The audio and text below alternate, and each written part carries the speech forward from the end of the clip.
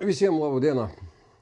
Ką noriu pirmą pasakyti, pasveikinti visus su Lietuvos kariuomenės diena. Šiandien sekmadienis 23. Tai va visus, kurie buvo, kurie yra ir kurie bus, sveikinu su kariuomenės diena. Antra. Nieko nekomentuosiu apie tai, kas dabar vyksta su visokiais projektais Ukrainos kapituliacijos. Niekas dar nieko nežino ir todėl reikia eiti toliau ir dirbti. Šis įrašas yra skirtas, čia yra anonsas, nuo pirmadienio aš pradedu dėti į savo Facebooką ir YouTube, per YouTube kanalą mažą laidą 10 žmonių, 5 klausimai. Tai bus daugam matyti ir girdėti žmonės ir mes šitą laidą bandysime kažkiek surinkti pinigų vyram iš 210 atskiro šturmo pulko, kuris kariauja Ukrainoje.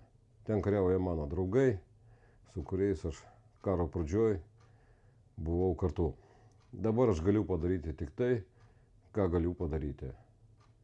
Todėl jeigu jums bus įdomu, nuo pirmadienio bus keliamos laidos. Ir jeigu jūs galite ir norite, paremkite mano pulką.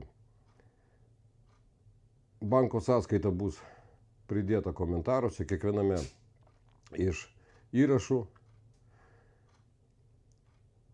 Pinigus renka fondas Šviesos kariai, su kuriuo aš dirbu jau nuo 22 metų. Anksčiau jie rėmė mane, dabar aš bandau kartu su jais remti savo vyrus.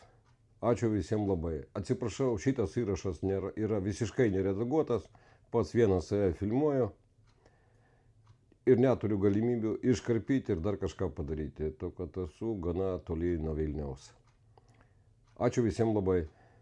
Remkite Ukrainą ir negalvokite, kad viskas pasibaigs be mūsų pagalbos.